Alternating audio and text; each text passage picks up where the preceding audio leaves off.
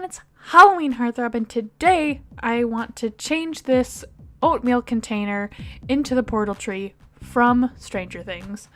Funny thing about this project is I didn't even know I was making the portal tree until after I watched Stranger Things, because I only recently watched it. I'm obsessed with it, and it makes me love this project even more. I actually started making this project because of like a year old or however old Stranger Things is, because of a Jack in the Box commercial. Anyways, on to the craft. I start off by marking out where I'm going to cut open the container, and I'm leaving the lid on just in case if I wanted to put anything into it.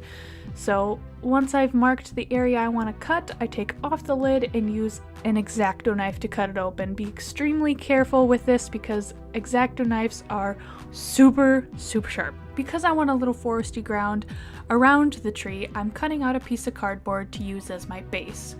Once I cut that out, I go ahead and glue the oatmeal container onto it. Taking a plastic cup, some school glue, and water, and some rippy bits of newspaper, I'm gonna cover this baby in some paper mache. Now the reason why I'm covering it in paper mache is to make sure that the tree looks more like a tree, like I'm creating the roots out of twisted pieces of newspaper, and I'm smoothing everything out so the transition between the oatmeal container and the ground isn't quite as harsh.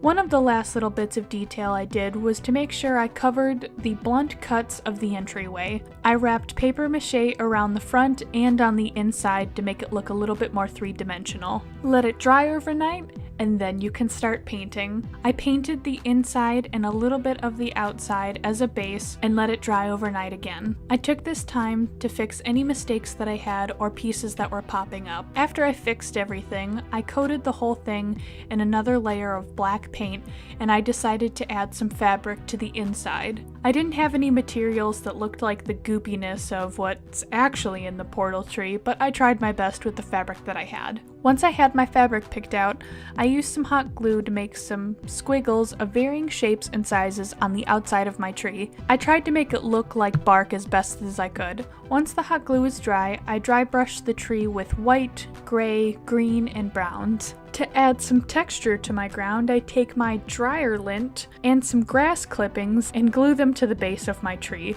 I highly suggest using some sort of spray adhesive because it was very hard for me to dab the glue into the grass and dust. Once everything was dry, I painted everything, and the paint also helped it stick to the floor.